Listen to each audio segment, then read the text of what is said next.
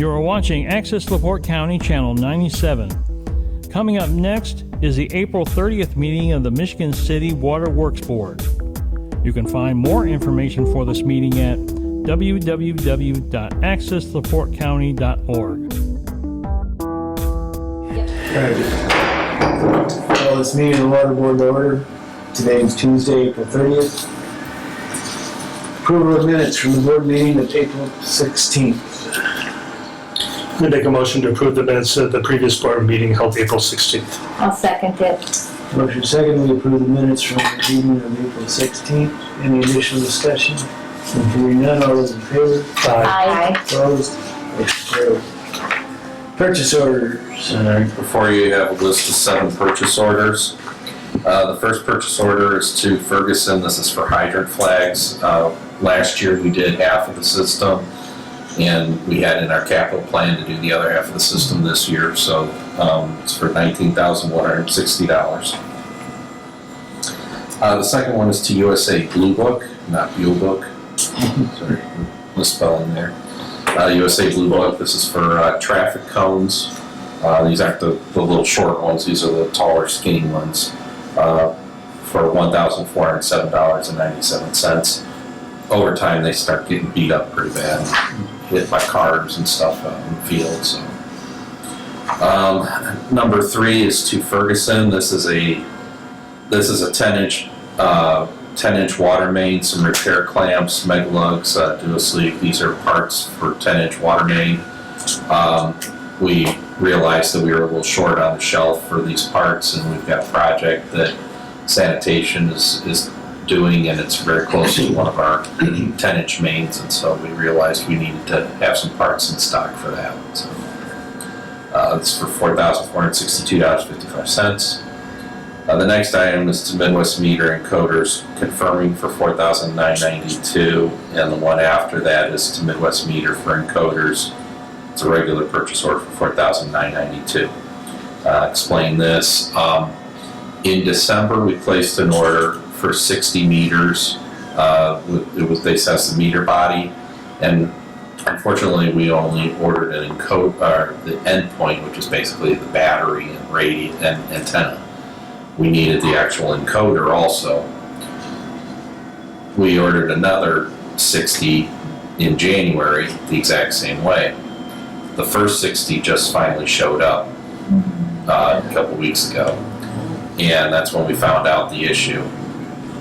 We contacted the vendor. The vendor had the encoders in stock to send us the first 60, so that's why the first 60 are confirming, and then they're holding off on sending us any more until we actually place the order with a regular purchase order, and that's why there's 2 purchase orders with the exact same amount for the same item, but it's to cover the 2 different orders that were made in the past.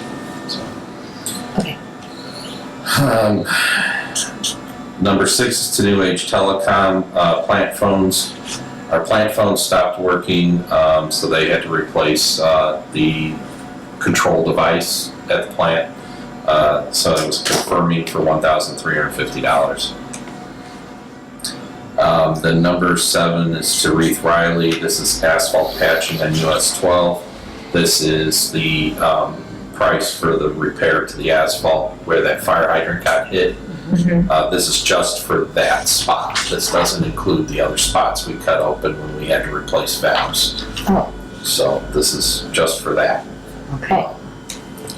I'll make a motion to accept the list of purchase orders dated 4/30/2024 for $47,414.52. I'll second it.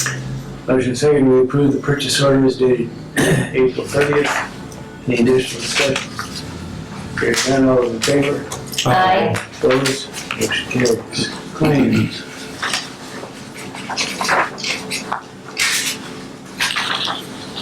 Make a motion to approve the list of claims dated April 30th, 2024. Second. Motion second, we approve the claims dated April 30th. Any additional discussion?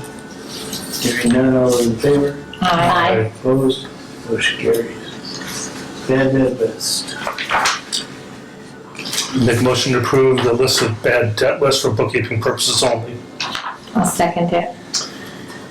Motion second, we approve the bad debt list as of April 30th for bookkeeping purposes only. On the question, is Dennis Bjorn, 300. Beyond, yeah. Yeah, I don't know any details on that, so owner occupied property. Left with a bill, and so I don't know if that person is deceased or if they moved away. All right, okay, there's a motion on the floor. All those in favor? Aye. Opposed? Motion carried. Do we normally look at the obituaries, or if there's a... I mean, we'll get notified somewhere along the way, like if somebody passes away, we might hear from the family. If that's the case, then, I mean, basically, there's not much we can do with it. If they, because we've never gone through the process of trying to go and because I know there had been discussion in the past about possibly doing collections or something like that, and basically spend more money than it would recover for the most part. If it's a person that's just moved out, in order to get service ever again from us, they gotta pay this off. And we've actually recovered some. Chris will bring that up when he talks about his financial. And that's what that recovery is when folks come back to us and we get some of that money back. I guess what I'm thinking about is if someone does pass away, do we send a bill to their estate? Or go through that? We have not traditionally. I can look into it and see if we. Well, I understand the petty ones, but the bigger ones, Yeah. just a letter to the estate. Yeah, and then whoever's responsible for the estate can Right. hopefully pay that bill off. I'll check into All that. right, just something to think about. All right, financial statement, Chris. Just go through a cash flow quickly. The total receipts for the month of March were $653,114. Our total disbursements were $640,141, not including our monthly transfers. We spent $23,456 on inventory items and $42,706 for capital expenditures. Left us with an ending balance of $98,505. On page 3, our operating revenues are up a little bit from the prior year and over forecast. Our expenses, the distribution line was over forecast. That was mostly due to the water main valve replacement on Highway 12. We had to pay out for Woodruff's. And then our general line's over a little bit. We had some capital improvement plan expenses of $6,000. Left us with a net loss for the month of $148,151. And our year-to-date is $451,352, and that includes depreciation expense. So without that depreciation, we have a net loss of $79,352 for the year-to-date. On page 4, our materials and supplies line is a little over forecast. We purchased some trash pumps for the distribution center. And our contracted services line is where the valve replacement for Woodruff's falls, as well as our capital improvement plan expenses. All the other items were close to forecast. And that's actually all there is, unless there's any questions. Do we come up with a figure for the Yeah, actually, we just invoiced that because we finally, the asphalt plant's just recently opened, so we got a quote on that. And that's what that PO was. So the total amount that we're gonna be invoicing the insurance, that we've invoiced the insurance is $31,378.07. The balance of the issues where we had the valves that broke and that's not really the fault of the driver, that's our valves breaking, that's not the fault of the driver. So that's a matter of making sure that we get out and turn our valves a little more regularly. So we have a total figure for the whole thing? Not quite yet, because we're still waiting for the quote for the balance of the paving work. So once I get that, I can give you a number. I should have those quotes for the next meeting. All right. Any other questions or comments on the financials? Someone like to make a motion? Make a motion to approve the financial statements as presented by Chris Wolf for the month of March. I'll second it. Motion second, we approve the financials as presented for the period ending March 31st. Any additional discussion? Hearing none, all those in favor? Aye. Opposed? Motion carries. Old business? I was just gonna notify you of what we invoiced for that. What was that amount again? 31,000? $31,378.07. Okay. Any other old business? That's all I have for business. New business? Nothing right now. Could you give us the status of where we are as far as this Forever Chemicals? Okay. Basically where we're at right now is the testing has been occurring.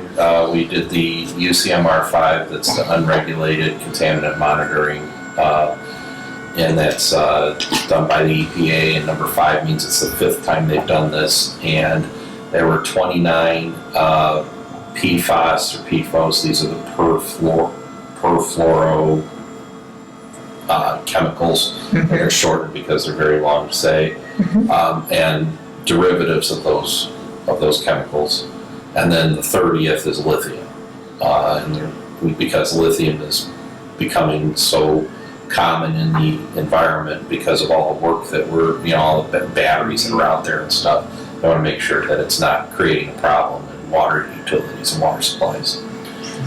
So all the testing that we've done, as far as our finished water is concerned, we've been non-detectable. It means that we can't say zero, but the test only goes so low, and we are below what the test can do.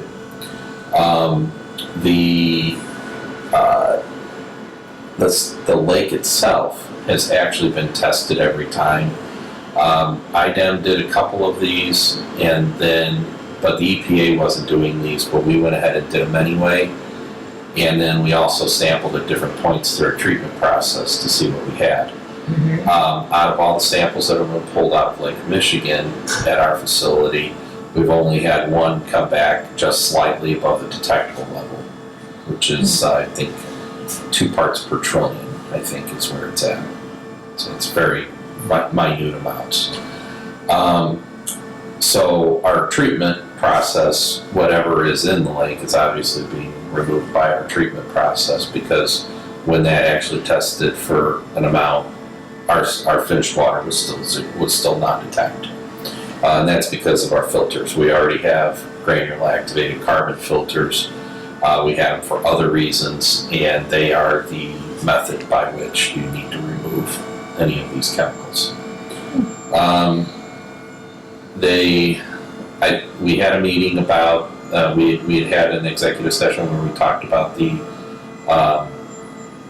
litigation that was out there, and that they had some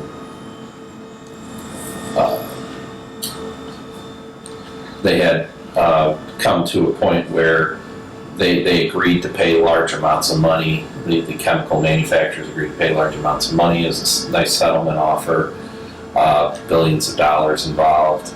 But the only way to get that money is you had to have a problem. Well, we don't have a problem. And so we wouldn't get any of the money. The flip side of that is that once you signed on to receive any of that money, even if you didn't get any of that money, you also had the potential of basically it indemnified the manufacturers forever in the future, and you were kind of stuck holding the bag. And if things changed down the road where they figured out some other things or they determined that they got to go even lower with stuff, there was no, we couldn't do anything if we signed on to these agreements. So we opted out of those agreements. So that's good for us for the future.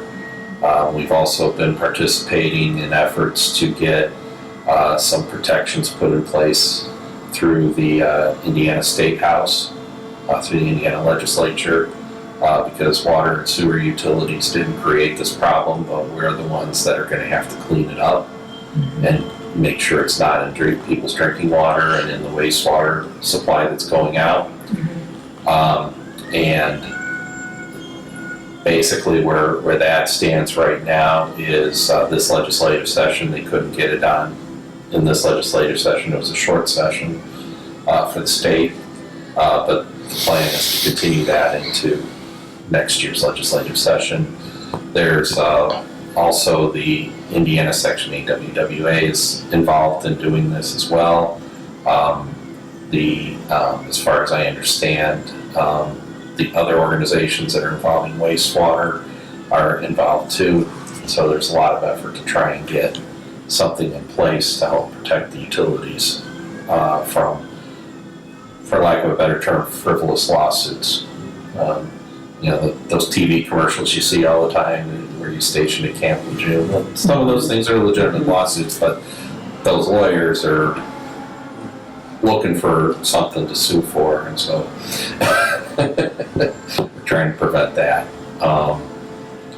As far as the chemicals, I think we talked about them before, but these chemicals have been in use for a long time. Teflon that's on your frying pans, the flame retardant chemicals that make firemen's fire suits, flame retardant. There's the firefighting foam for airports and other petroleum type products, and so these chemicals do a great job with those things. But the backside of it is that there's a lot of problems. They cause some severe issues in humans, and they need to be moved out of. People can't be ingesting them. But that's where this all comes from. So we're actually in a pretty good spot. Lake Michigan is to our benefit, very large body of water. And there's an old adage that the solution for pollution is dilution. So that kind of works in our favor. The folks that are really struggling there's some groundwater systems that have where they have immediate contact with surface water. And there's also some smaller bodies of water, rivers and reservoir areas in other parts of the state where they do have a problem because they're close to an airport or close to a manufacturing facility that had this, or even a garbage dump that was taking it in because they didn't know. Yeah. 10 years ago, if you had a Teflon frying pan, what'd you do? And it was bad, what'd you do? You threw it away, right? Nobody knew. We didn't all know that this was so bad. So now the one thing that's still up in the air for us is when our filter media does get regenerated. There's some concern over that process because they're not sure what's going to happen in that process, if it's going to create another potential contamination situation. So there may be situations where instead of buying the regenerated material, we may have to buy fresh material. so we'll see. That costs us a little bit more money, and so we have to look at that. But there's, the good news is that because we don't know, and because we opted out of that, we have the potential of, you know, if we find out something's gonna cost us a lot of money in the future, we're not precluded from doing something about it. All right, thank you. Any other new business? Public comment? Andy? Director's comments? Motion to adjourn. Second. Motion, second we adjourn. All those in favor? Aye. Adjourn.